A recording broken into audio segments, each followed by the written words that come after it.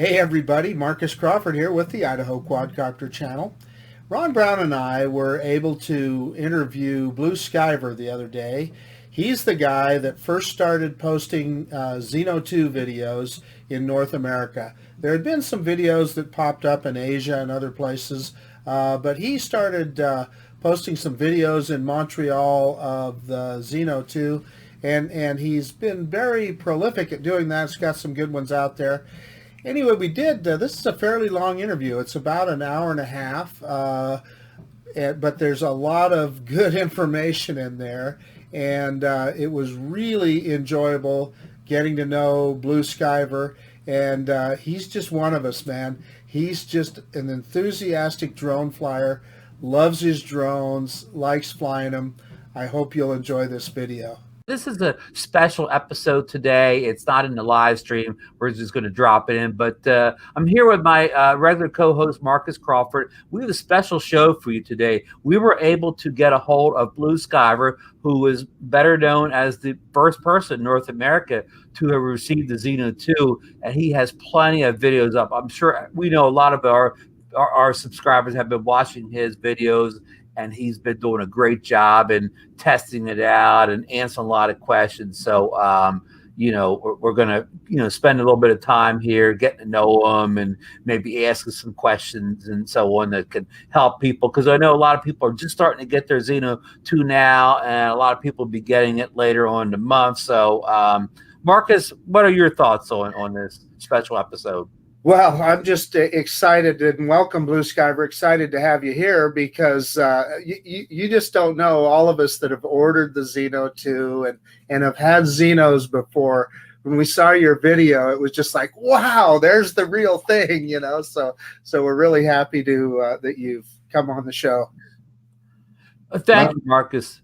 Well, I want to introduce Blueskyver here, and I wanted him to give a little background on, where he's from and, how he got into flying and drones and maybe what drones he's had before the Zino 2. So welcome, Blueskyver. And, it's going to be great getting to know you a little bit. So I'm going to start out with, just giving you a little background, into, again, how you, where you're from, how you got started with drones, and so on. So take it away.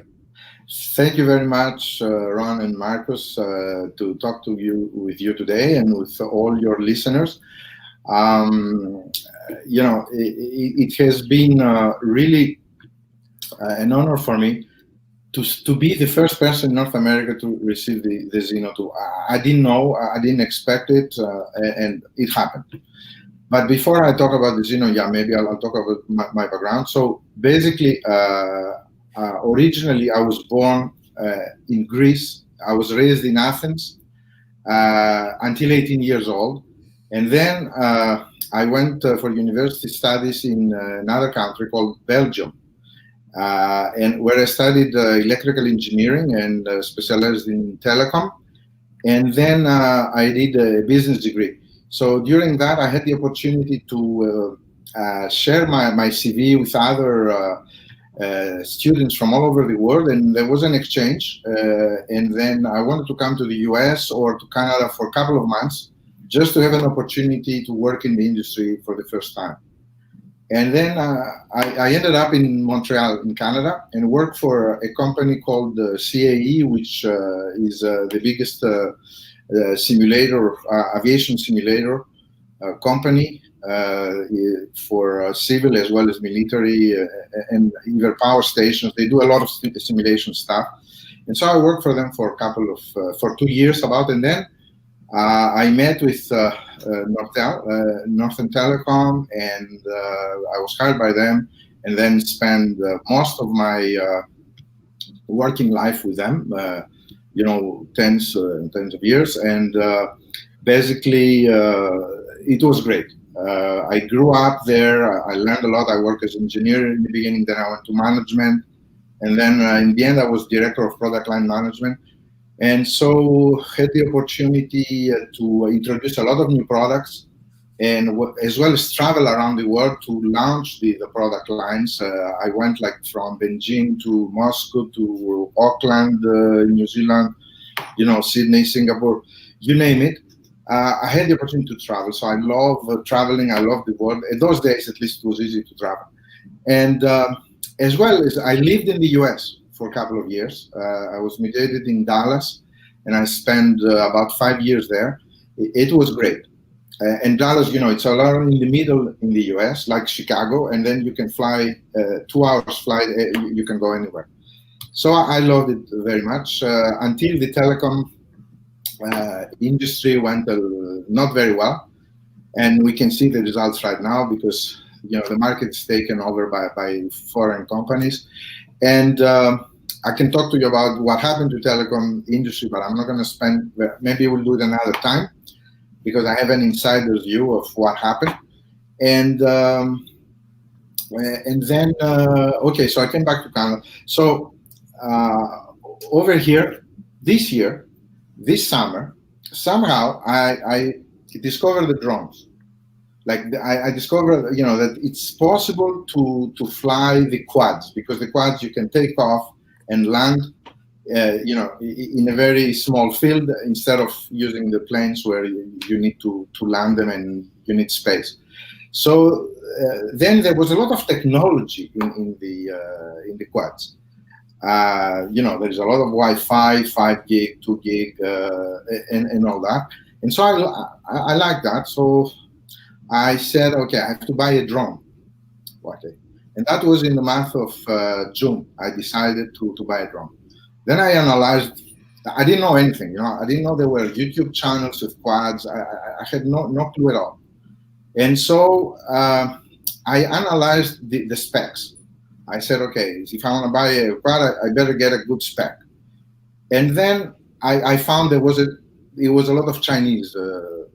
Unfortunately, we had in the US, but you know what happened with the pirates were fantastic and all that. But okay, so I found this site called Banggood, and then I saw they had the specs of the drone. So I looked at it and noticed there was one drone that was licensed by 3 companies, distinct companies. So I said, if a quad is licensed by more than one company, it must be a good quad. Otherwise, they wouldn't have put their name. Plus, the specs were all there. And then I said, okay, I think I'm going to order that one. 3 weeks later, I got the drone. By the way, it was fun because it was July 4th. But July 4th in Canada is open, okay? It's not like in the US. So I got it, and then that was the Bags 4W. That's the drone here. Actually, this is the Ishin version, but this drone is fantastic. I can tell you because first, its price is not expensive. The trick was it should not be expensive, but it should work well. And then with this drone, I flew. It can fly up to 1.6 kilometers. It goes 40 kilometers an hour. It's a little bit big, but that's good because it can fly. And the camera was not great, of course, because it's not a gimbal camera, but it's a 2K, 4K camera. It has a little bit of jello, but its problem on the camera is because the frames per second are not fast enough. Okay, so sometimes the image might move. And I flew it quite a while, and then I said, okay, but then how can I get better, better image? And then I said, maybe I should add an external camera. But then how can I attach to it? And because this is not a very popular drone, okay, because it's not so expensive, there would not be any landing gear available. So I said, if I get an external camera, I need to build a base so you can land, because I like very much landing it manually. I mean, that's the fun, right? Not I'll get it on my hand. So then I built I bought like barbecue sticks, 3.5 millimeter diameter barbecue stick from the dollar store, plus a glue gun. I put it together. It works. I bought a camera from China as well, a Runcam 5. Actually, I listened to Mr. Boswell on his channel, and he's a great, great guy. And he compared the GoPro 5 with the Runcam 5 and the Foxeer Box 2. And in the beginning, I said, "Oh, okay, I might buy the Foxeer Box 2 because it's you can remotely see what's going on, or Runcam you can." Then I bought it, but unfortunately, the mounting did not come with it, and I had to invent a mounting, but then made it a little bit heavier. And so I could fly the quad. I flew it, but suddenly there were a lot of wind on one of those flights, but so much, I wouldn't believe it. So when I went quite high up, the wind took it. And it landed somewhere. Well, if you watch the Zino 2 stuff, there is somewhere I fly and there are tennis courts. So apparently, it landed on a tennis court. But then nobody said they saw it. I don't know. So probably it was stolen, although I did quite a lot of search. I couldn't do anything. So anyway, for a while I didn't have a drone. I reordered another B4W, but this time it was an Ishin EX3 because the price is better, although it's exactly the same quad, and I could reuse the batteries. That's the trick, okay, using the batteries. And then it came, and eventually I flew it again. The first one I had adventures of it. You know, that's why I think it's not worth it to spend a lot of money buying a drone, especially, you know, if you don't have a lot of experience, because it can end up on a tree very easily. You can end up like the battery gets low and then it lands. Like what happened to my B4W one day, the battery was low and it landed on the top of a school roof. And that's the school where you see the Zino.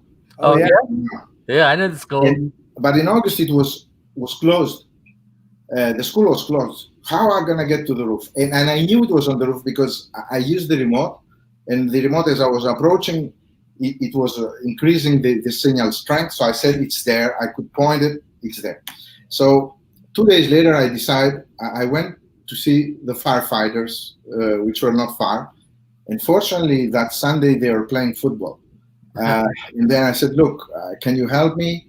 And then the commander said, yes, we're going to help you. You go back, and in 4 minutes, they did an exercise. They took their oldest car, you know, they brought it, they put the escalator. They wanted to try out it works. And the 3 guys went up the roof. And yes, the drone was there. I couldn't see it, but it was there. And they brought it down. And that drone, of course, the wind took it over.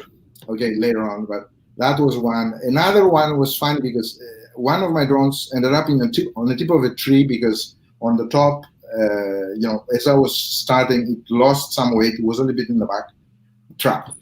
Where is the? So I did something else. I want to show it because what I did, I had, because I lost the first one, I put this tello. You see it, what a tello? A tello is, you know, it's a beeper. So if you lose your keys, it beeps. Right.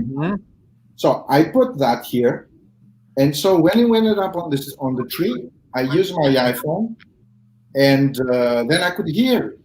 Oh, okay. Now I knew what it was on the tree, but then I had to use binoculars. There were a lot of leaves to see it. Finally, I identified it. And then, but how I'm going to get it down? I mean, that was 25 meters up. I couldn't go, like, I tried, but I said, oh, maybe I could get a big, you know, ladder or something. And then... You need those firemen again. Well, the 5th day, believe it or not, a guy passed by and saw me watching with the binoculars. He said, what are you doing? Well, I said, you know, I had a small quad. It's up there. I don't know what to do, but I want it back. You know, when you lose your quad, you want it back, right? Right. And so the guy said, don't worry. I'm an expert rock climber. I said, what do you mean? I said, I can go up and I'll get it for you. I said, are you kidding me? He said, no. He put his running shoes. He got up in 3 minutes. He put the drone on his mouth and he brought it down. I couldn't believe it. Guys, Did you take video of it? I took a video. I have to instead of being horizontal, it's vertical. I have to make a video. I'll make the video. I for sure.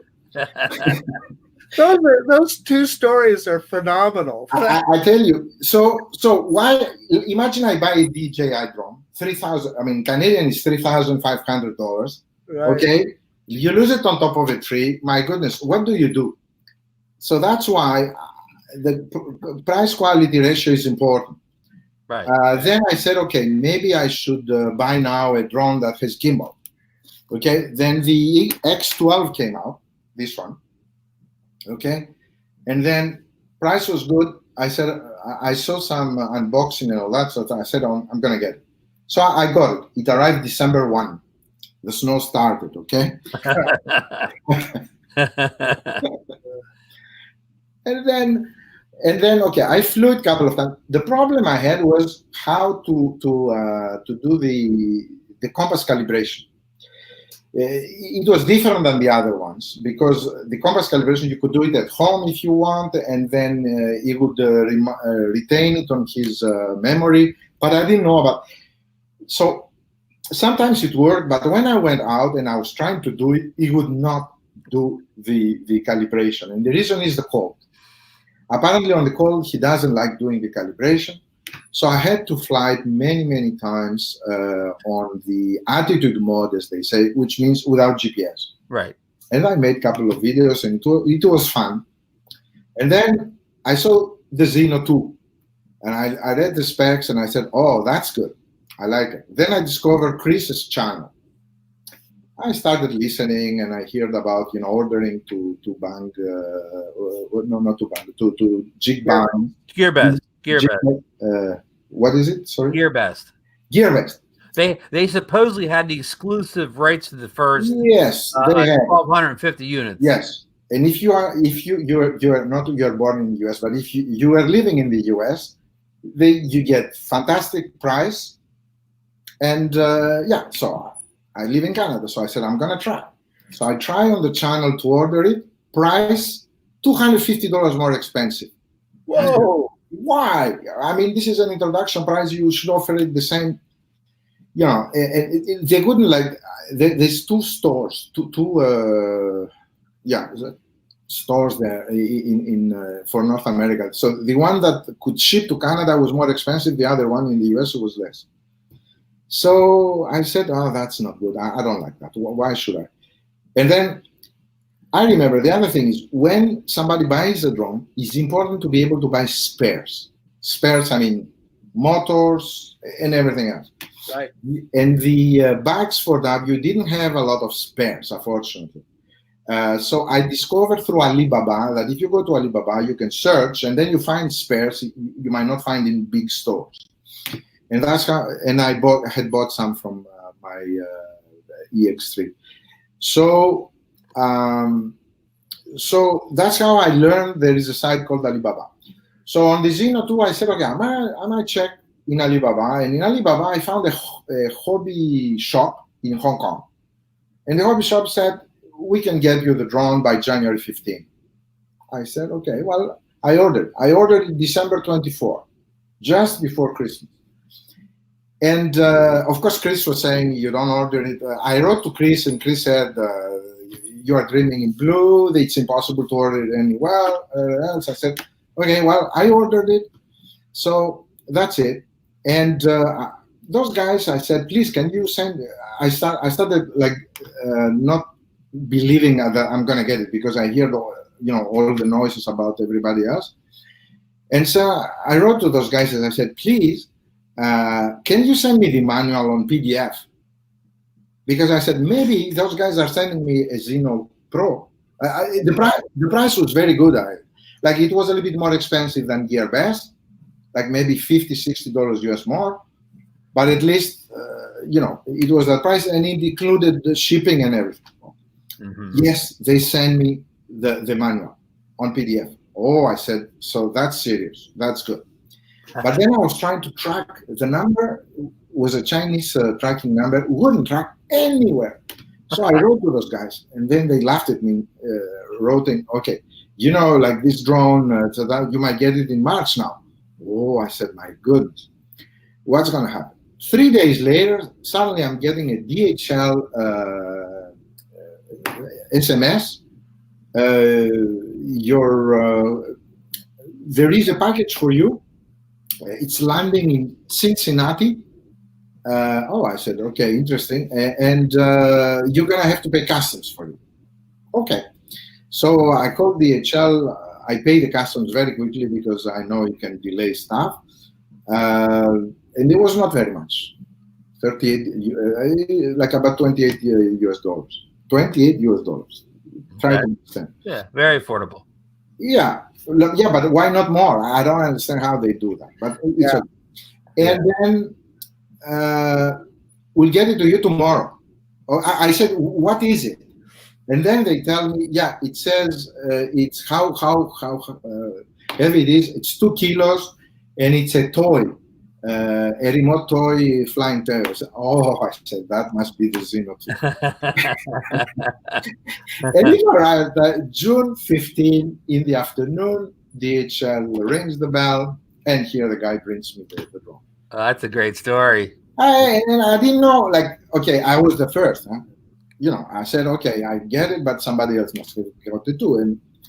And then I said, what I'm going to do, because weather, you know, started getting really cold. Although in December we had a lot of days we could see the grass, and I flew the EX3, and you might see it on my channel. And then January 1 I flew it again. But January 15 it started getting a little bit cold, so I said I'm gonna try the next day to fly. I never flew the Zino before. But the EX3 drone is quite heavy. It's like 650 grams. So that prepared me a lot for flying, you know, a bigger bird. And if you put the camera, it's about 750 grams. So the other one is 950. It's not much different.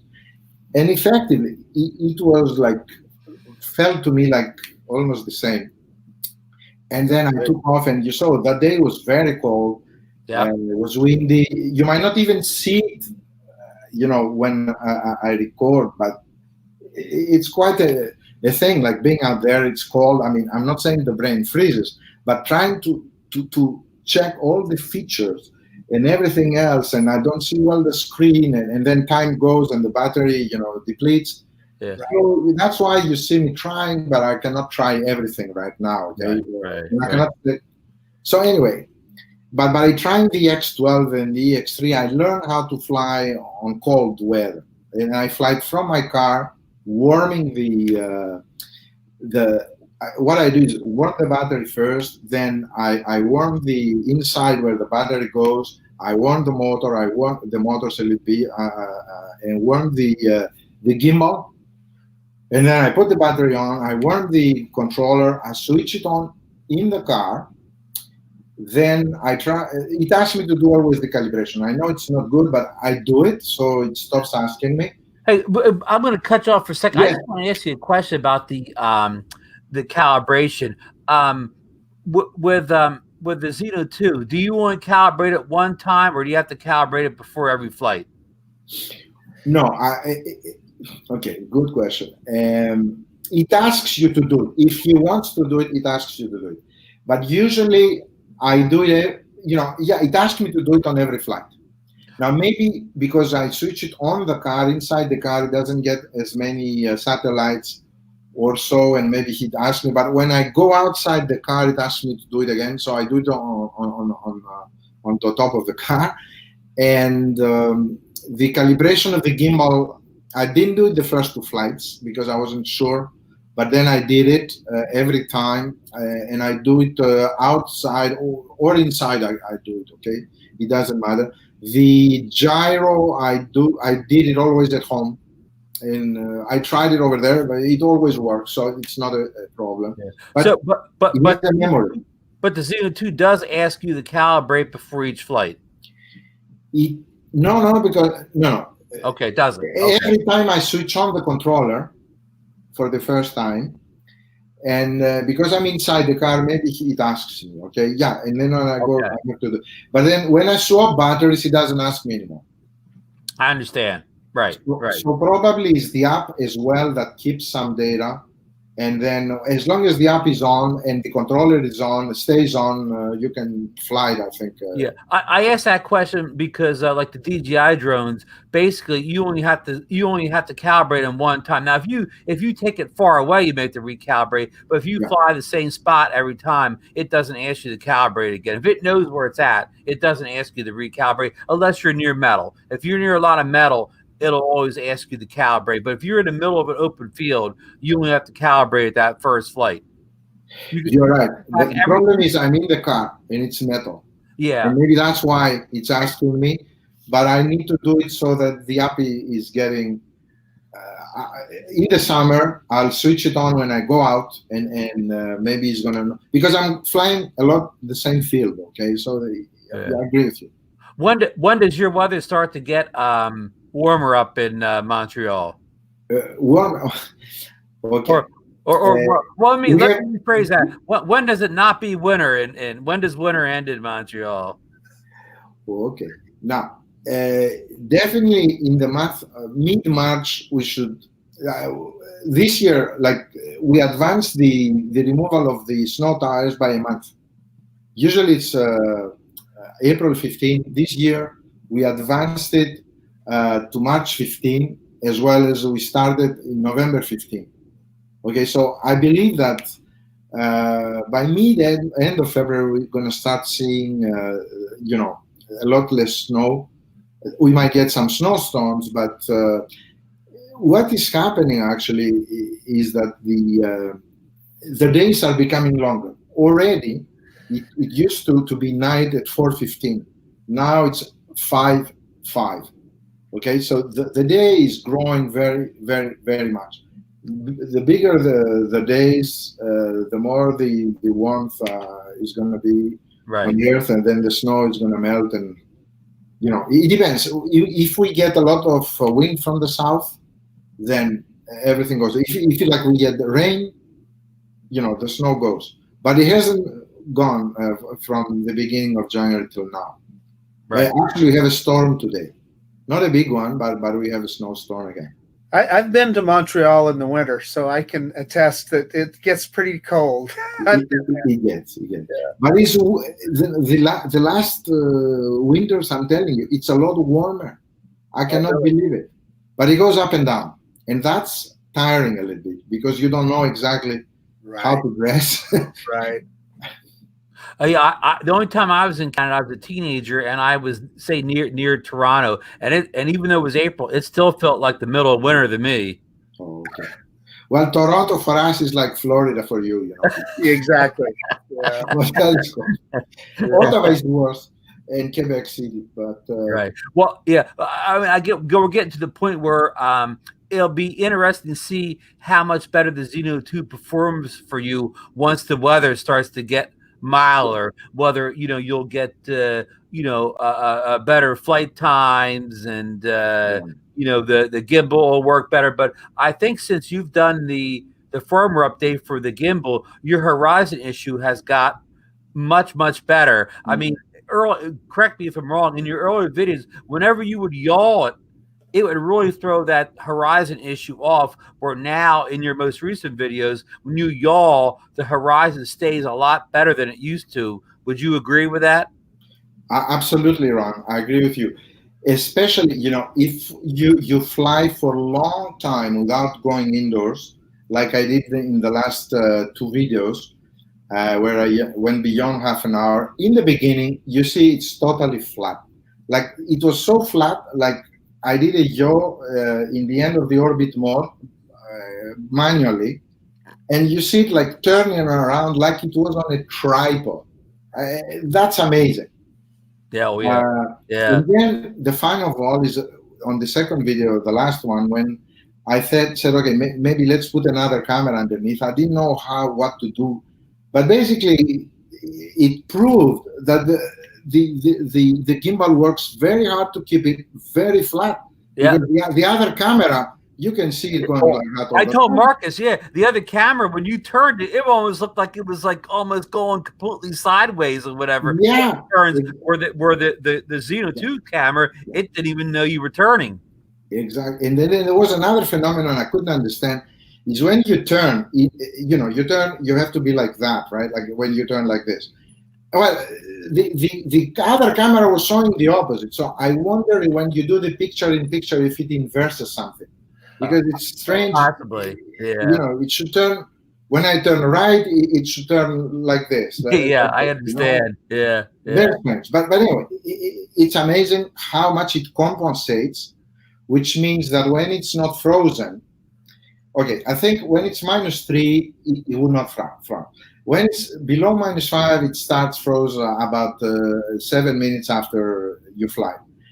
Now, the other thing I have to tell you is I believe the H22 chip, which is great for the imaging, if it is, and I haven't opened it like Chris has opened it yet, okay, because there's no reason to open it, so I'm not going to open it. If it's on the front, on top of the gimbal, it's in the front, and that place is not very warm. So it means the H22 must get really cold, like if it's not inside where the fan is and everything else. So maybe the image is getting a little bit darker and so on once you're below -6 to -8. Whereas on the flights where the last 2, 3, 5 flights, whatever, you can see colors a lot better because the temperature was not like below -5. And then you can see great details, which means it's a very good, like, camera. May I ask you a question on the camera settings?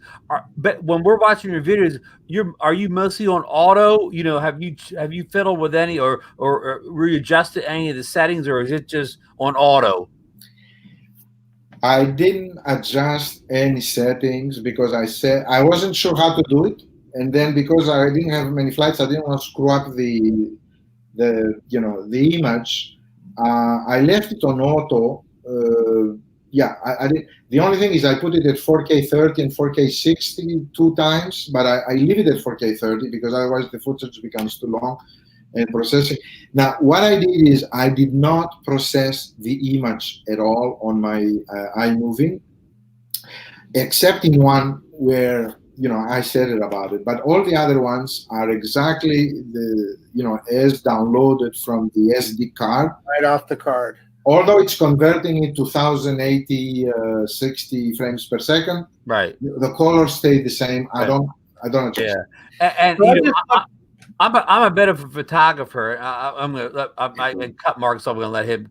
I'm a bit of a photographer, and I can't give you much advice on changing settings in the snow because it's such a with that white and gray background, it's not a whole lot you could do anyways. I mean maybe you could, but it would be hard to configure that to look any better. Anyways, I'll be real interested to see what your video looks like once you get a little more, you get less white in it.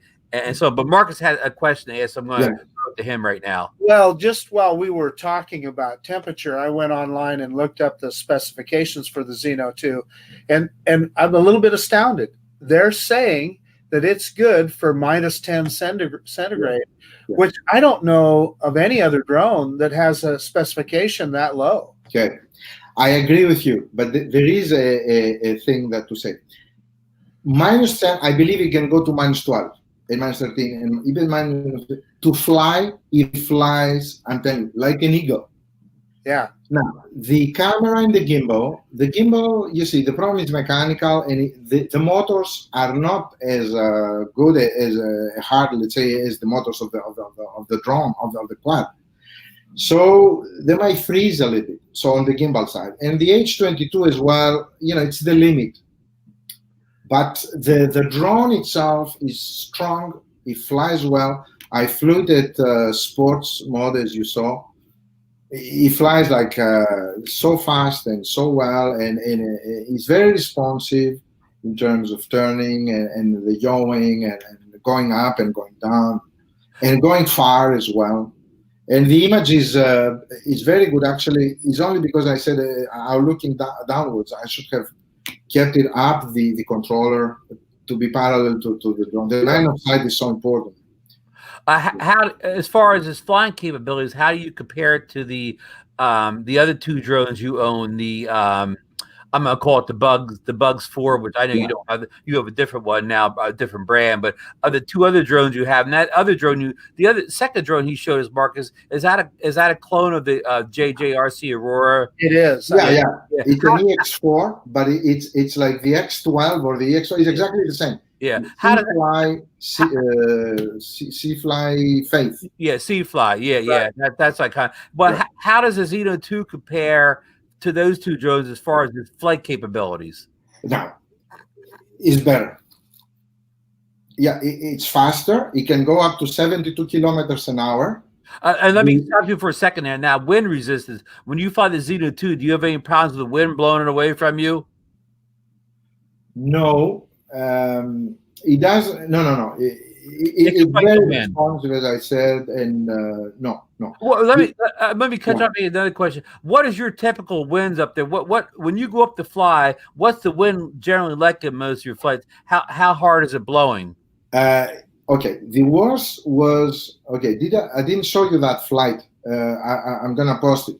It was like 24 kilometers average with 42 gust winds. Wow. That was so windy. It was a beautiful day. Like temperature was not very cold, but when I went to the field, I couldn't understand what's going on. The wind was so strong, but I flew it and I did the orbit mode, and it worked well. That's good to hear. It moves a little bit now. The EX3, I would say, I'm not sure. It's a little bit maybe stable because it's less heavy. Our Zino is a little bit more heavier, so sometimes when you are in idle, it might move a little bit if it's windy because it has an inertia. Okay, but once you get it going, it goes very, and then you land it. Now it's funny with the landing. All my landings in the beginning were manual. Okay, and you notice how well it lands on the snow and everything. The last 2 or 3 flights, I landed on very strong, how can I say, strong surface. Like the snow is compacted very much. Oh yeah. And then I think that what's happening is the flow positioning maybe doesn't detect very well the relief as when the snow is fresh. And then it doesn't maybe know the real distance. And when I land it, it tries to land faster. That's interesting. As well as when sometimes now, I don't know, it tries to land and I didn't ask him to land. So either they changed something on the software, which I hope they didn't, or now the base I built, it doesn't interfere, you see, with look at it. It doesn't interfere with the sensors. Yeah, but unless it interferes a little bit. So I'm gonna have to try it without it and to see. But without them, yeah. I don't know why. Now, does the Zino 2 have precision landing? Will it land on exactly in the pad? The pad, I didn't use it many times because it was windy and I didn't have time to install it. But the last 2 times I did, I tried the apron. Now, you guys tell me because I have no experience of it. I said if I use the RTH, it's gonna land. But no, it doesn't land with the apron, with the apron thing using the gimbal. Right. Maybe I have to say land automatically, and then it's gonna point it to. Is that what's the case for the apron? So Marcus can explain. Marcus is he's an expert at precision landing with the apron feature. I don't know if I'm an expert, but a lot of drones, if they have those downward facing sensors, that's what they use for precision landing. Now the Zino 2, I don't know. The original Zino, because it doesn't have any downward sensors, it uses the video camera, and you cannot be recording when it tries to. Maybe that's the problem. You have to shut recording off, and then it will point the camera down. And what's fun about it is it puts a little target on your FPV screen, and you'll watch it search for the landing apron. And as soon as it finds it, that target turns green, and down it comes. Now, in talking about the snow that you were talking about, so the Zino 2 now has optical flow sensors, And what that optical flow requires is it has to be able to see differential in what it's looking at. So if you're like over, they always warn you not to be careful with them over water, because water is reflective and can fool those sensors. And I'm willing to bet that snow is the same way. The other thing that I don't know, though, is the Zino 2 also has that time of flight sensor on there as well. How that could be affected by the snow. Time flight, what is that? So what it is, it's an optical sensor. It's not exactly like LiDAR, but it is measuring how long it takes it to get that image back. And that's how it knows how high it is above the. I see what you mean. Yeah. Yeah, and the snow could maybe fool that too. Maybe exactly. It doesn't reflect the snow at all, so it absorbs the whole thing. Right. And then it doesn't know, and it goes. He thinks it straight down. DJI warns you about that with their system. This helps me a lot now, because when I land, even hard, I land not in the snow. Right. So it's. I want to ask you another thing. When you say the apron, you're running to the apron. If you are on RTH but do not do a video, it's going to search the Zino 1. It does. You want to stop the video before you start the precision landing process. Is that correct, Marcus? That is correct. And then you also have to select precision landing in the app. There is a checkbox there that you have to check and say. It says apron here. Apron yes, apron no. Oh, and then I'm not sure which way I have to turn it. Like when it becomes white means it's on, or I always get confused too. Or it's black. So with all this, and it's cold, you can imagine. Those are the kind of things that you can figure out with experimentation. But like you said, if it's cold out, your fingers start to get and when the wind's blowing your apron away, it's nothing you can do.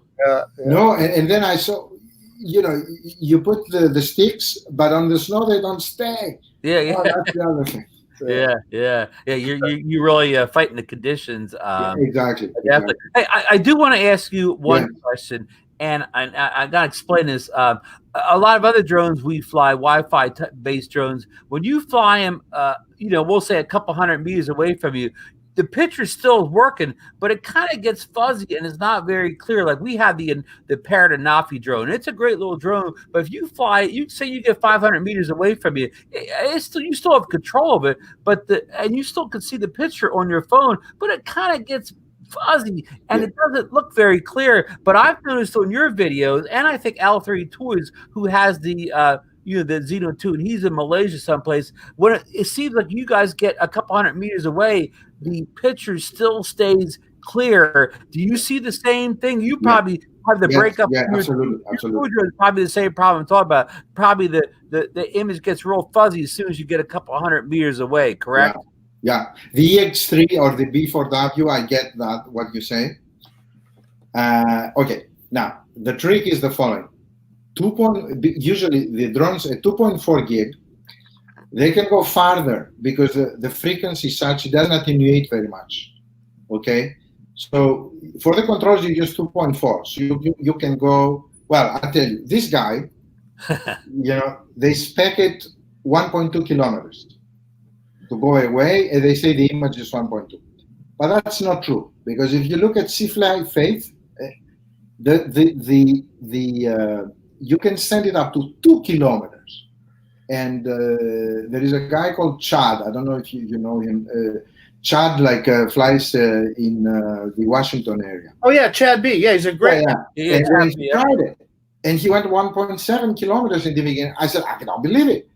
Yes, it is because the spec is 2. And then what he had this line of trees. So he flew it at 120 meters. He went at 1.7 kilometers of this.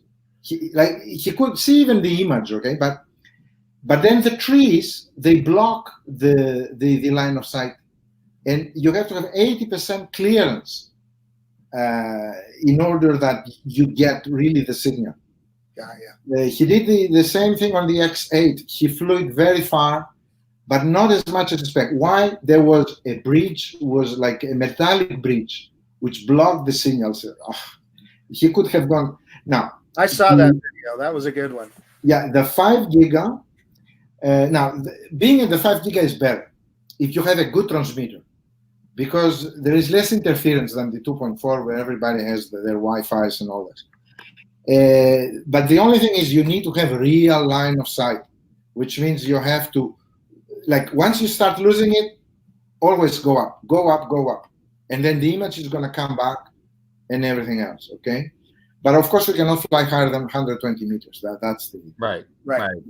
Same thing here in the U.S., yep. Exactly. So, but I'm going to fly it. You see, I went to the river, right, for the first time. I'm going to fly it all the way on the other side, but in the spring or the summer, not now. By the way, that was one of my favorite videos of yours when you were out at the river. I really enjoyed that one. I tell you, things went very, very fast, and unfortunately, my friend could not, video all the. Like, he was videoing, but he had stopped it on the landing, so we didn't get the whole thing. It was very windy. The landing was amazing because it was getting lateral wind, and I had to land it on a small, but it landed so well. So it's amazing. I love this drone. Yeah, I'm glad to hear that. I'm going to say, Marcus, just from what we've talked here, the Zino definitely passed the wind test. It won't get blown away. Yeah. Now, the Zino 1 is decent in the wind, but it's not outstanding like what this one sounds. This one is heavier, so because it's heavier, the wind cannot play as much with it.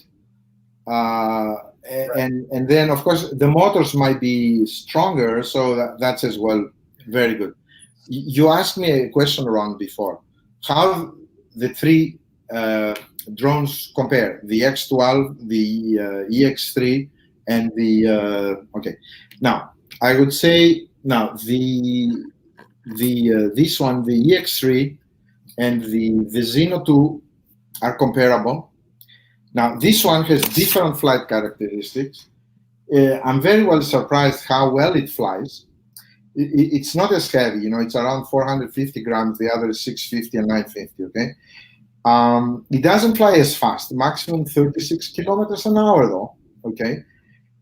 And the thing is, it has cinematic features included when you fly it, because you cannot yaw it very fast. It would resist yawing because, otherwise the gimbal is not going to follow. So it has different way of flying, but I like it very much as well. It makes a very good image. And if I had between the DJI Mavic Air Mini and this is half the price. I mean, okay, the DJI is great, 249 grams, it's amazing. But anyway, I mean, this is half the price, and it can do as much as well. Hopefully, the calibration is going to work when it's warm weather. You're going to find, one day I was so pissed off with this calibration. I said, maybe I have a problem with the gyro or the. So I went to the Gearbest side and I ordered the GPS as well as the gyro modules. They don't cost very much. It's $9 whatever. So I got them in. So I said, I opened it. It's funny how it is. To open it is not so easy. You open it from here and there. You remove the flaps, then you remove the screws, and then there's another screw in the. And then inside you have to once you remove this, you have to remove this tape here, and then once you remove, there's 3 screws. Okay, you open it. Then when I remove the cover, and then there's a connector. 2 connectors. I try to remove one connector, the one of the GPS. And usually, on the EX3, I can remove it, no problem. On this one, I tried to pull it, and you know what? It was so much attached to the connector on the board that the whole thing came out. And now it's without GPS. My goodness. So what did I do? I went to the Banggood side now. The X12 drone or the X4 has most spares of all the drones. Here it is.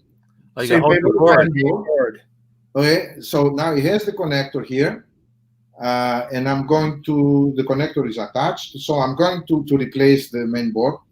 Hopefully, it's gonna work. Well, okay? But just it'll be interesting come spring when you could do a video where you could compare the X4 there to the Zino 2. How they perform and how they. I tell you, if you go to my channel, there is a playlist for each drone. You can go to the EX4 drone, and sometimes I put it on the information on the Zino 12. So if you go there, there are about 9-10 flights with snow, with wind on the X12, and you're going to see the image, and I think it's good. I mean, but in the spring, absolutely, I would like to try them, as you say. Yeah. Now, gentlemen, just while we were talking here, just for the fun of it, I looked up the EX3 on Banggood. They have it on sale for $139.99. And just as you said, Blueskyver, if it's somebody that has never flown a GPS drone and they're curious about it, wow, what an easy way to get started. And you're not going to get the best video, but you're going to learn how they fly and how they work. I just think that's great. And if you need parts because you have some kind of accidents and crashes, it sounds like they're readily available at affordable prices. Yeah, absolutely. Now, the trick is if you go to the jig buying site, they have a lot of spares already. Even the jig buying has, unless, go to Alibaba and get it on a hobby shop, but even the jig buying site, like you get batteries now, which are, like you can get the X11 batteries, which are cheaper than the X4, $10 cheaper. And they're the same thing. Yeah. Well, speaking of batteries, now you got the kit where you got 2 batteries with your Zino 2. Is that correct? Yes, and usually I want to buy more batteries, but this time I don't want to buy more batteries. I'm telling you, it's enough. Yeah. Every battery, even on the cold, it flies more than 25 minutes. Yes, 25 minutes in the cold. That's crazy. Your fingers are cold and you're done. Yeah. So and as I said, it's funny. The last time, you see, there's 2 videos I made, one after the other. So on the Orbit mode, I flew with the battery 1, and then when I did the sport mode, I flew with the same battery. It flew a lot, but then it says battery depleting. It says 40%. I said 40% is not enough. That is not a lot. That's the first time it does that to me, because I had flown it down to 20. You can see on other flights, where I had the screenshot on the park, and that's fine. And I landed at 18 or 16%, right? Or 11 when I landed. No problem. Now, in the Zino 1, when it gets down to about 25%, it really starts to bug you to land it, doesn't it, Marcus? It does. It wants you to come back and land it. Like you said, very early, like 25%. It's really bugging you to yeah, it's. But okay, what happened with the Zino, before 25, it wouldn't bother me. But the last time, when I did the sports mode, I think the depletion rate started being quick because of that. Sure. And then it measures probably the depletion rate. And although it was at 40%, it said, you have to land. By the time I landed, this 40% had become 37%. And it was so 36. It was not, when I started charging the battery, it was 25%. Like only one light was on out of the 4. Right. Which means the battery was depleting faster because, and it knew, the quad knew, it said, don't fly too much because it's going to maybe deplete fast and you're going to be in the middle of the air.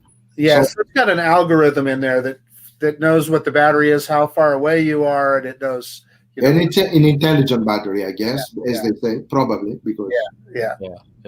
And the other thing, what I'm amazed, I never seen it on a drone, the batteries charge so fast. 1 hour and a half, and you have this battery, which is huge.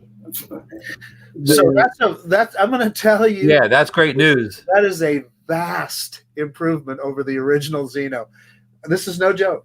The original Zino, if you use if you don't just have a separate hobby charger, if you use the charger that came with the drone, 4 hours to charge a battery. Okay.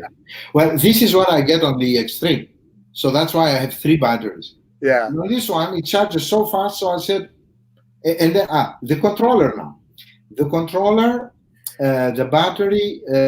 Okay, one flight, it can be 3/4 to, no, it could be half or 1/3 depleted. So with 2 batteries, you get 1 controller charge. Okay. Okay. Now that So, surprises me a little I don't bit. know, like that's fast for me because I'm not used to like to have batteries to like the X12 controller. I can fly 10 times. Yeah, that's kind of interesting. Well, remember, Marcus, that LCD display on the Zino 2's Oh. controller is probably eating extra juice. We're used to, on the Zino 1, did not have that screen, and the Zino 1 controller lasted, I mean, for many flights, but I bet you that LCD panel is eating some of that battery life up. Yeah. Yeah, it's that. And the other thing, what is happening is the LIAS 2, the new, transmission system. Yes. It transmits up to 8 kilometers, okay? So normally in engineering, what we do, we use an automatic level control, ALC as we call it. So it knows how far it is and it would not transmit more than it needs. Okay, like the cellular phones have the same. So then they don't create interference between them as well. So, and it saves a lot of battery life. But I don't know in the Zino if the level control is very fast or it's not there. So maybe it transmits very high power and then of course it depletes. Okay.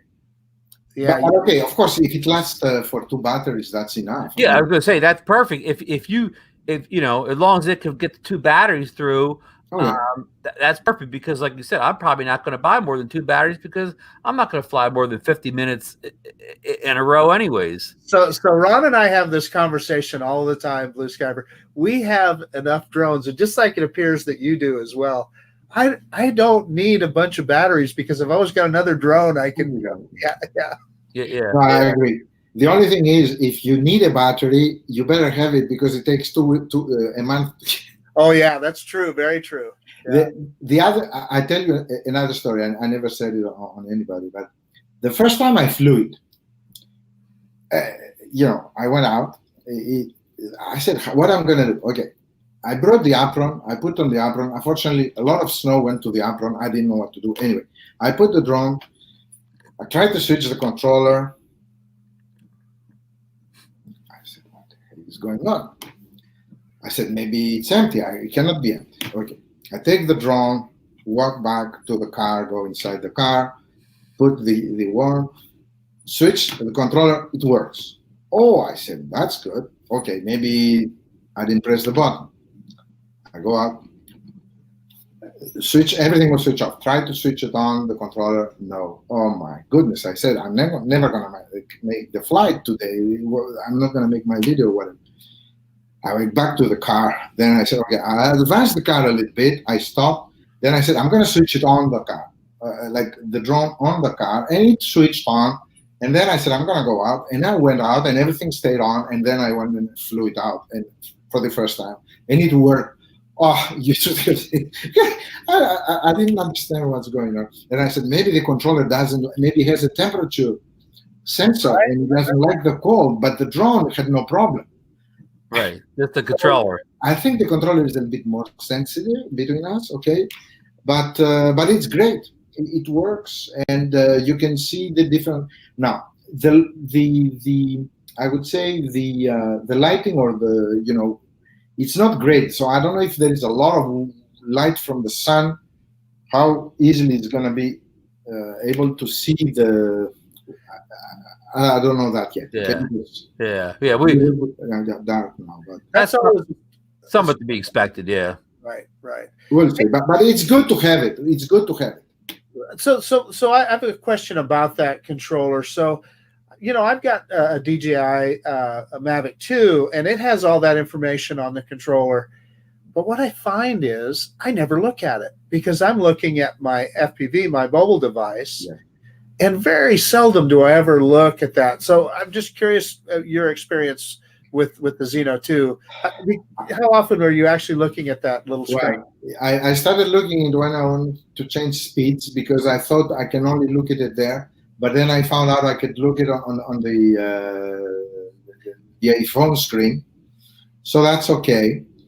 Now,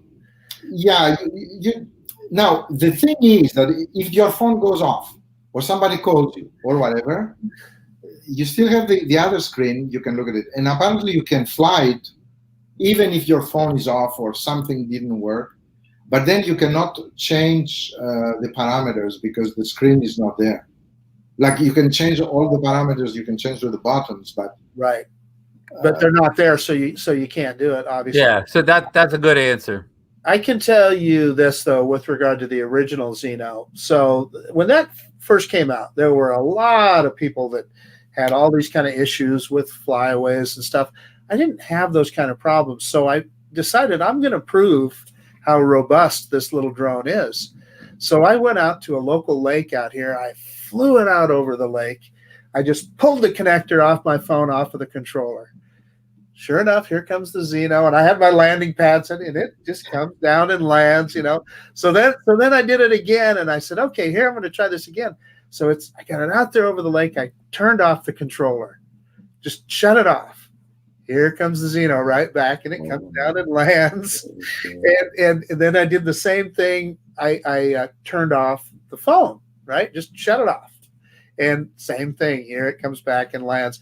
So they build a lot of fail safes into these things. The only thing that could bite you there is if there's a tree or something like that. Way, you know. And so I would set that return to home really high up there to avoid that. But anyway, the point I guess that I'm trying to make is that they are way more. There's a lot more fail safes in there than what you might believe, or what you would think compared to hearing some people talk about their drones. Right. Marcus, we got to ask the most important question about the controller before we move off the controller. And you know what I'm going to say, Marcus. I'm afraid, yeah. Does the sport mode button work on the Zino 2 controller? If you hit that button, it says sport mode. Does it actually make it go faster? Oh, yeah.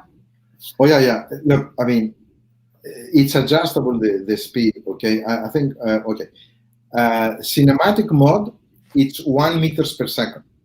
I almost never used it, okay? But it's there. Right. When you do the orbit mode, I find it goes very slow.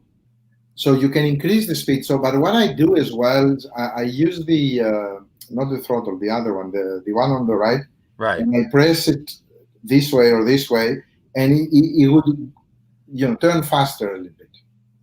But not as fast as this guy. So, yeah, but that's okay, you know, like.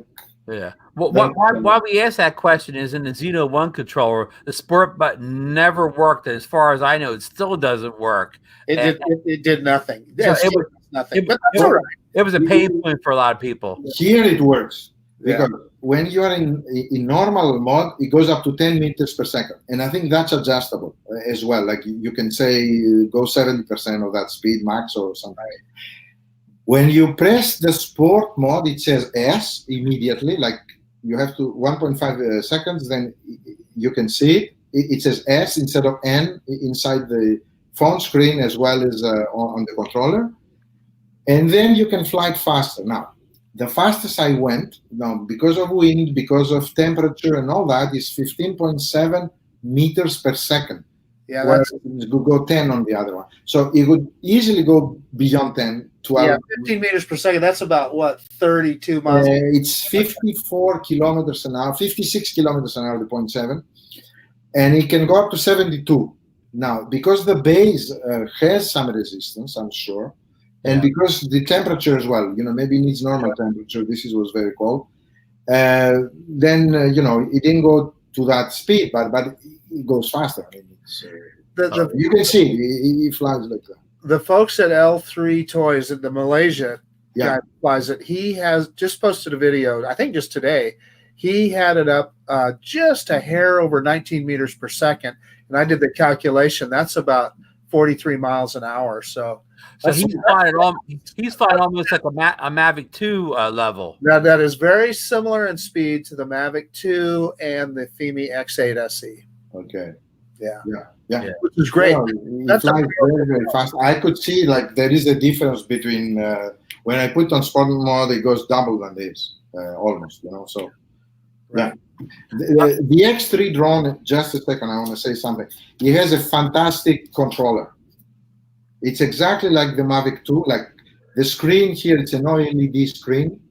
It has for the price, and then you can mount the phone over here. These antennas don't work. It doesn't matter, but any can fly. You can see tests. People checked it on the desert. 1.9 kilometers it went. Okay, so this is a great drone for $139 US.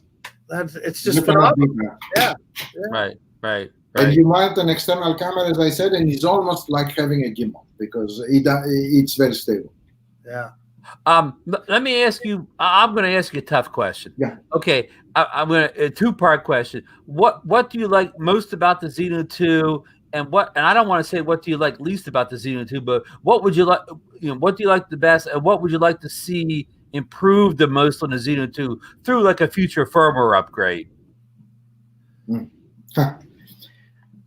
There is so much. Okay, what I like about Zino, and that's why I decided to buy one.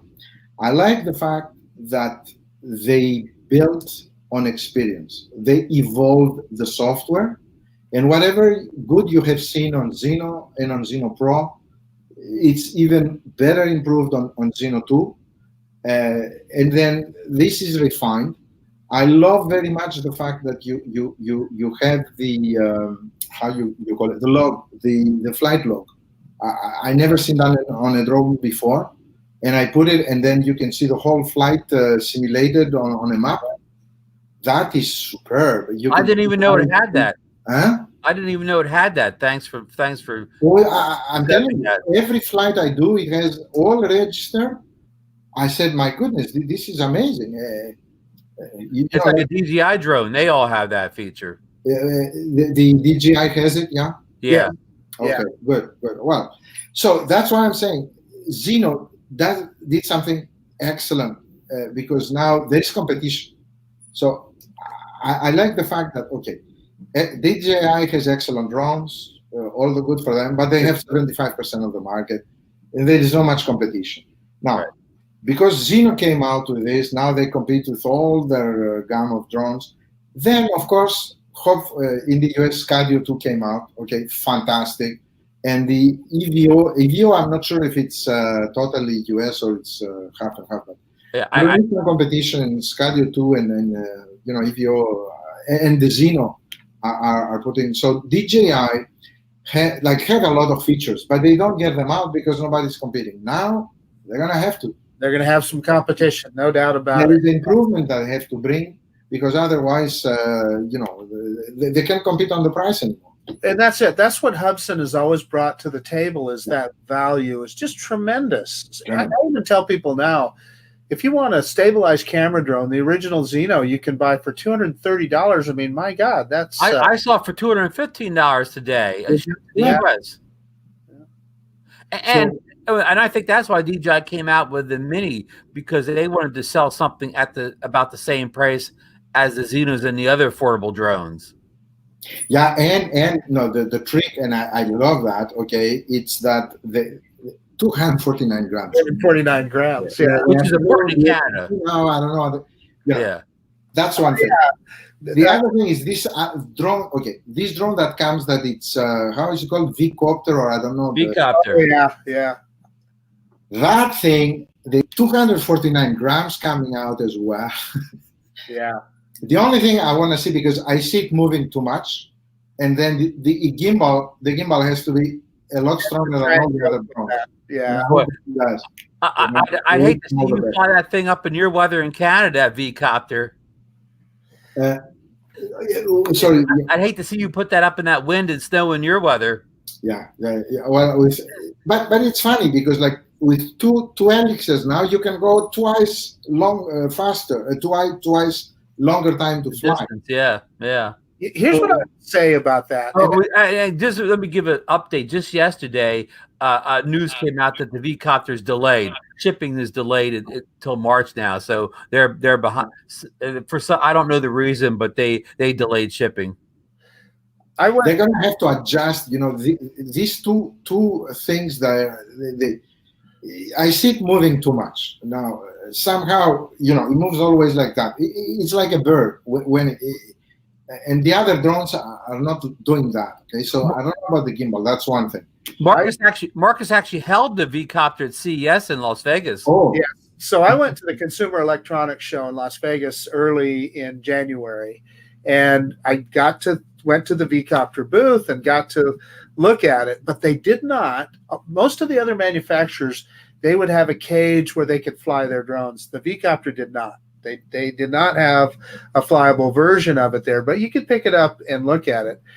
My concern is this: if that two-motor solution was really, really viable, somebody like DJI likely would have taken advantage of it already. So I hope they're successful with it, but like you, I kind of have concerns, and we'll just have to see, won't we? And Marcus, weren't you concerned with the quality of the remote controller on the Vcopter? That's the other thing. So the Vcopter controller, I picked it up and played with it a little bit, and it felt toy grade. It felt like my original Zino controller. The original Zino controller feels like a toy, and that's how the Vcopter controller felt too. But who knows? That I guess that it could fly fine. We'll just have to see. But they did have the smaller one, the 249 gram version. So, Did you see it like turning the helices? That one? They had a static display where it was hooked on a base. Yes. They had the props turning, but okay, it's turning. So that's okay. Okay, yeah. Wow. Yeah. That is going to be quite something. It is. But let's get back to the second part then of the question. What with the Zino 2, what would you like to see improve through a future firmware update from Hubsan where they fix or improve a current, we'll say, issue or problem with the Zino 2? I tell you something. I was very much pleased. I'm saying exactly what it is, to be able to upgrade this drone while I was in the car. I trusted it, and every time I did what it said, it did it, and I did all the upgrades, most of them in the car, because I didn't know that there was a new load. Even they were on Chinese New Year, the loads were keeping coming. I said, "What's going on here?" The last time I flew it was the gimbal. They had 2 gimbal upgrades. The last 2 upgrades were 2 gimbal upgrades. I said, I'm going to do it, and did it. And so there is even another one that came out, but I couldn't fly it, the last time. But I upgraded them. So that's great that you can upgrade the software, with on the mobile, through the mobile device. Yeah. Very unfortunate that Chris, who knows so much the Zino inside out, wanted to try the computer, and the computer upgrade as well as he did. The other ones worked, but when he did the computer upgrade, it freezed them. That's terrible.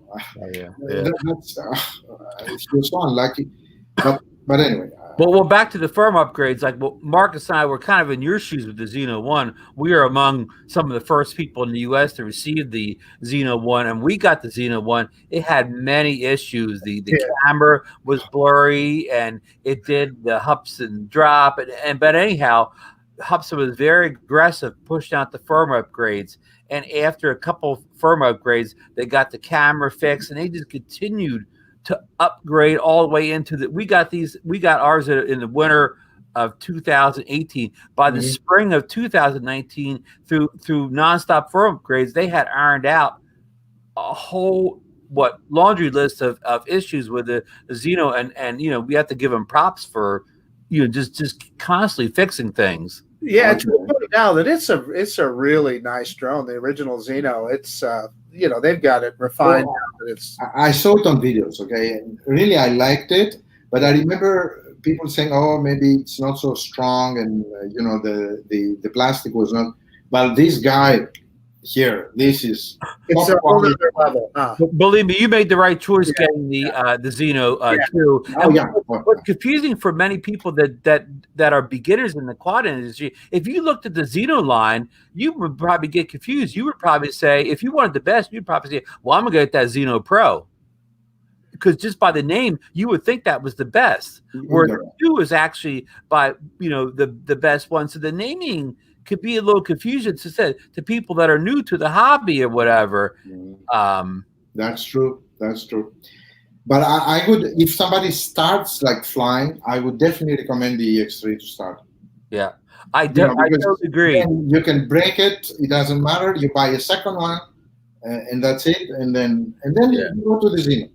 Yeah, I totally agree that to be a beginner and their first drone's a $3,000 DJI drone, that's probably not the wisest thing to do. Yeah, yeah.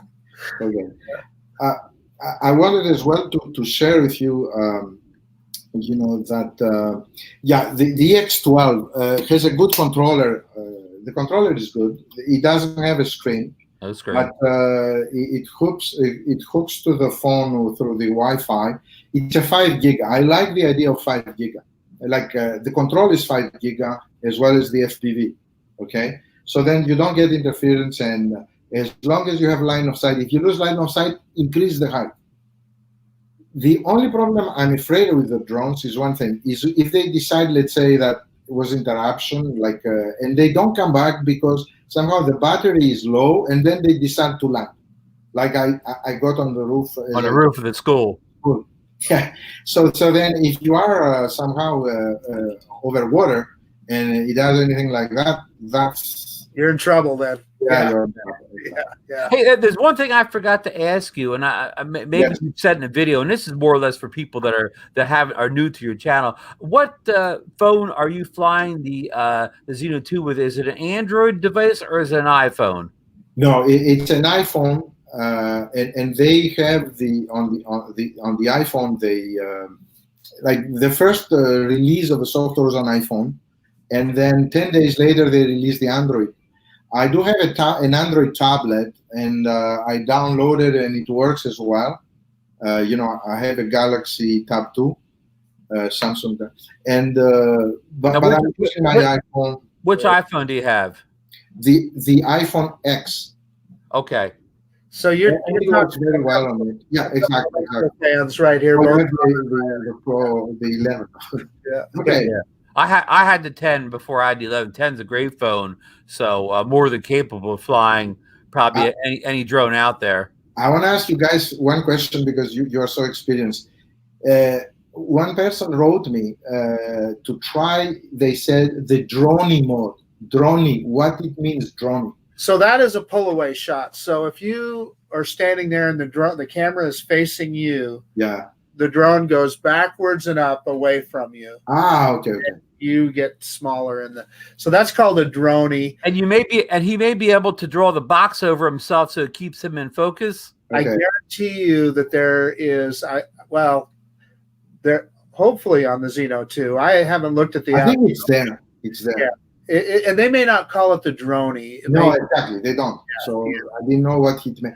Now, the only thing, the warning is because the Zino 2 doesn't have the optical avoidance sensors, when you you just make sure there's nothing behind you. Like you, but I mean, you can go in front of a building, but you make sure there's no building the way it's pulling away back from you. Make sure it's an open field. Like for you, go out down an open field. And where they're completely open, that's where you have it fly backwards. Yeah. I'll ask another 2 questions. Okay. One day I tried to fly the waypoint.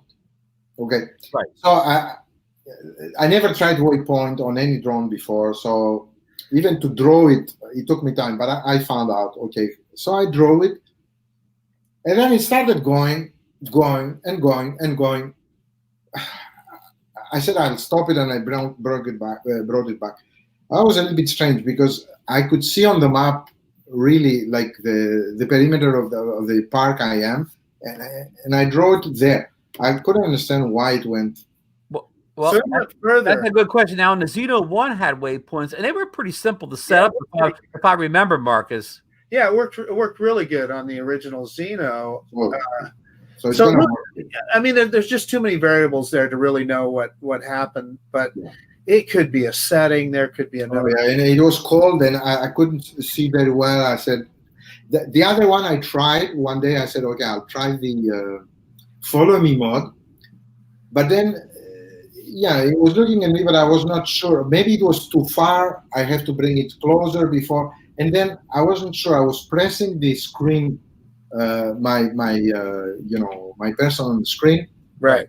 so that the square comes out. It wouldn't come out. I couldn't understand why. There was cold and I stalled. I didn't do it, but so, Yeah.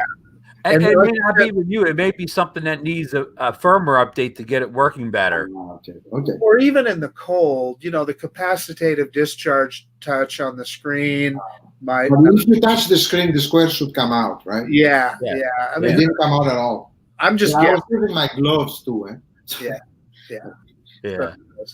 You may. Other experiments you can do in the warmer weather, right? Yeah. You'll have a lot of videos you can do coming up as the weather. You said by the middle of March you'll be much better off. Yeah. As far as weather. Yeah. Spring. Well, we'll get again. April is going to be fantastic. March, we'll see.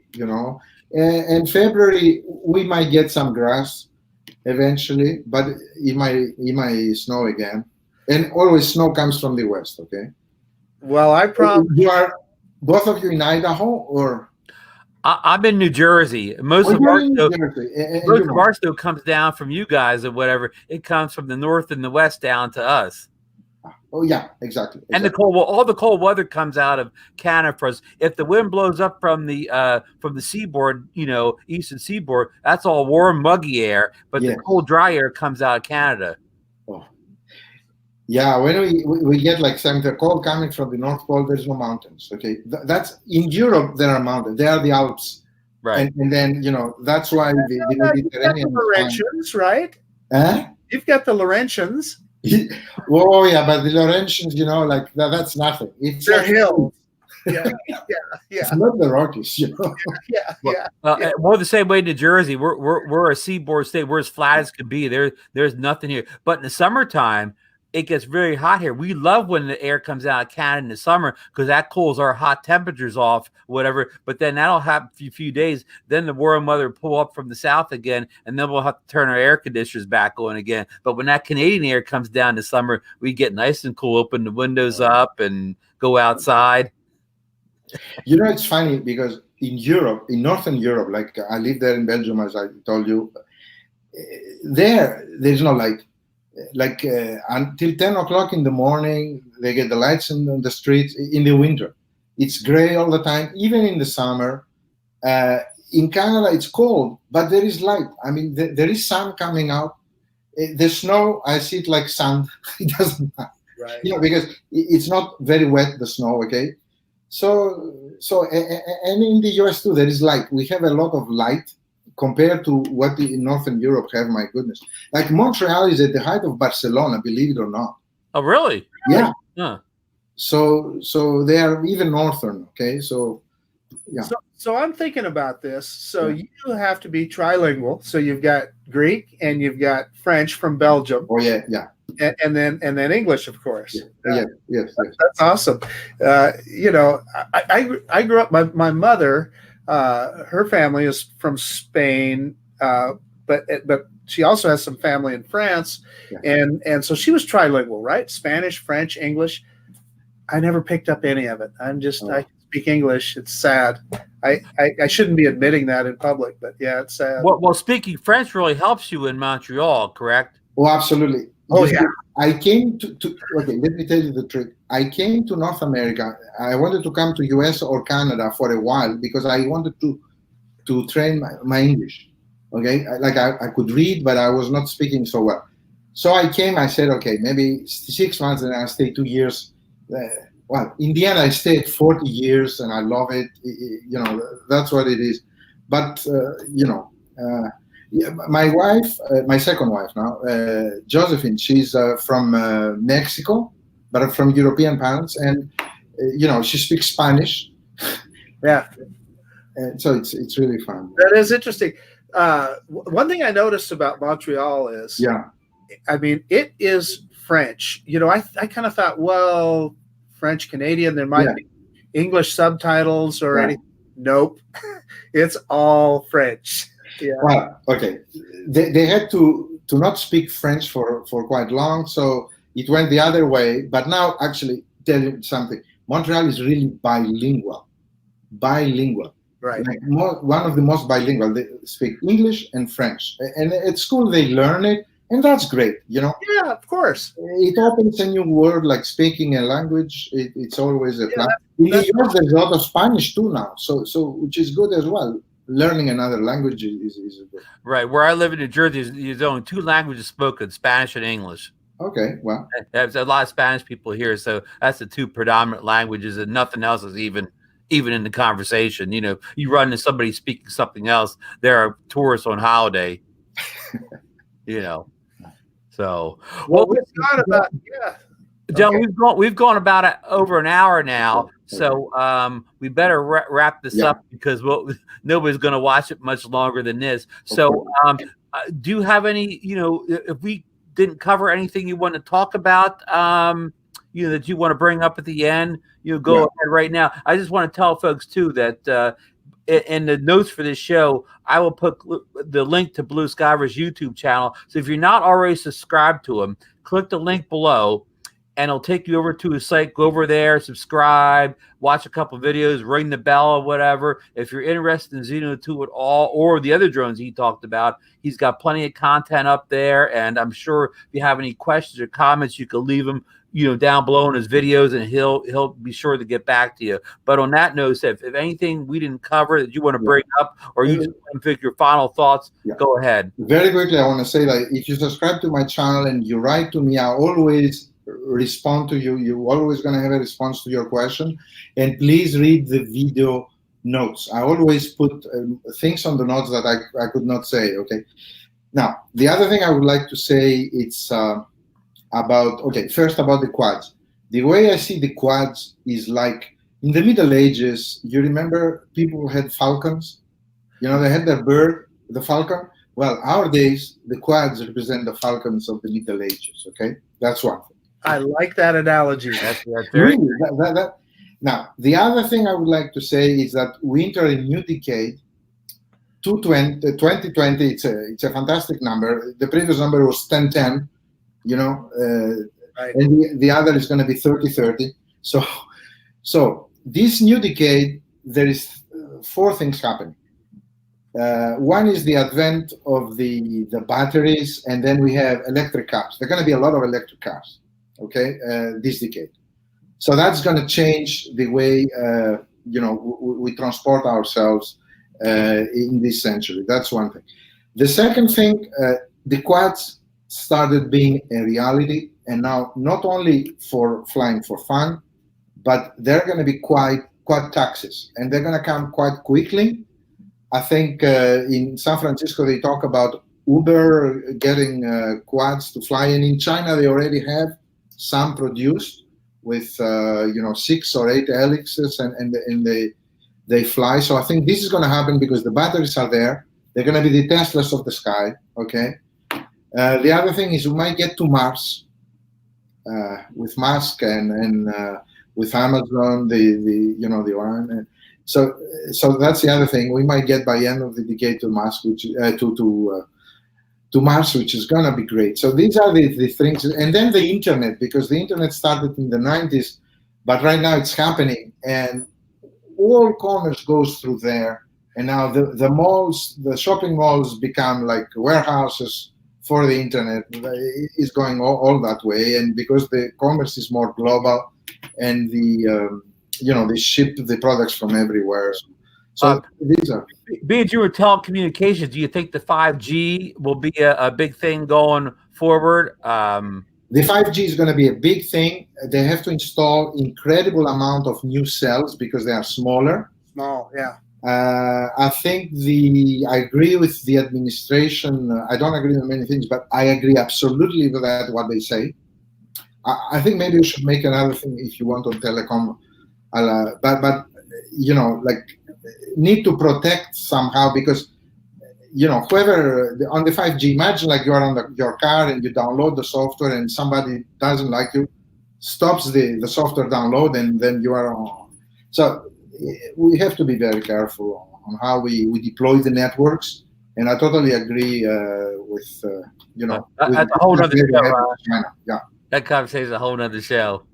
Yeah. So, well, Marcus, do you have any final, you know, thoughts or questions for Blueskyver? Yeah. So you brought up the Uber taxi. So when I was at CES, I spent some time. I actually got to go to CES because of my YouTube channel. I was able to get a press pass. So I actually got to go as a member of the press.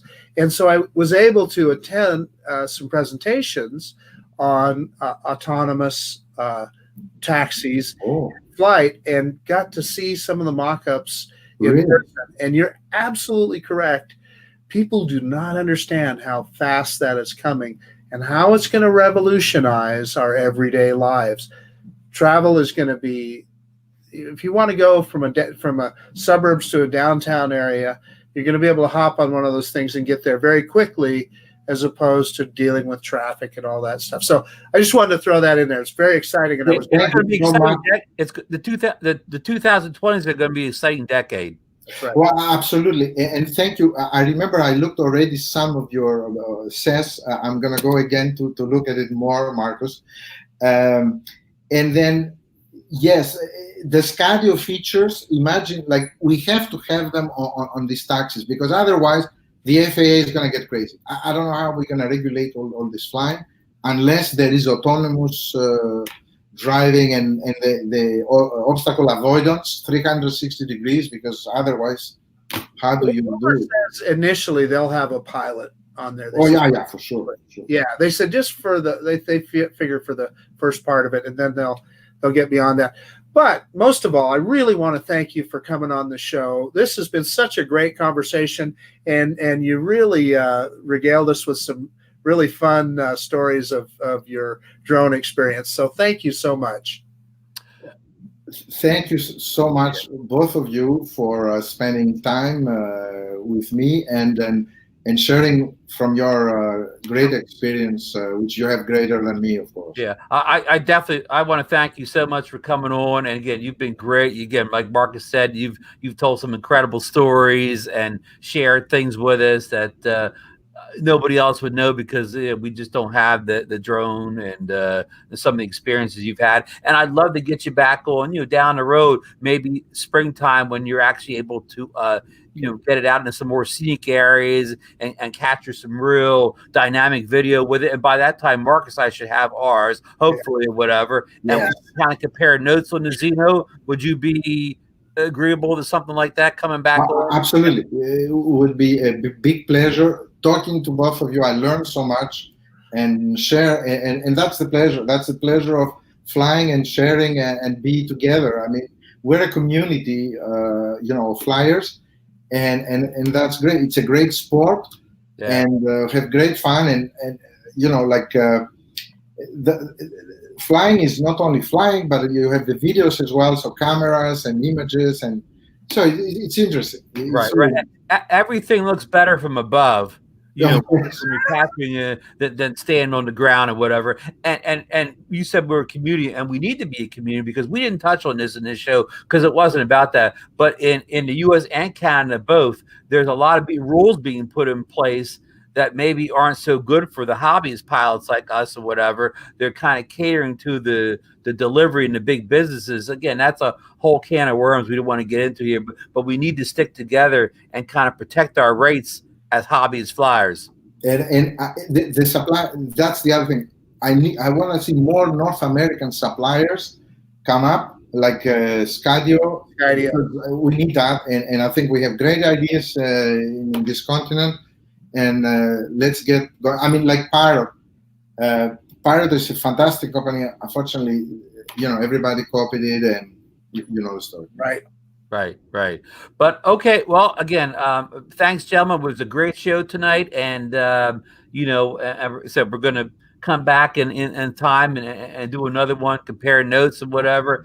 And like I said, the link to Blueskyver's YouTube channel is going to be down below. In the comments, he said, already said, go over there, subscribe, and you're gonna, if you're interested in Zino 2, that's the place to be. So that's about it for tonight or today, and we'll be back with our regular show on the next episode. So goodbye, everybody, and thanks for watching. My pleasure, guys. Thank you very much. Thank you.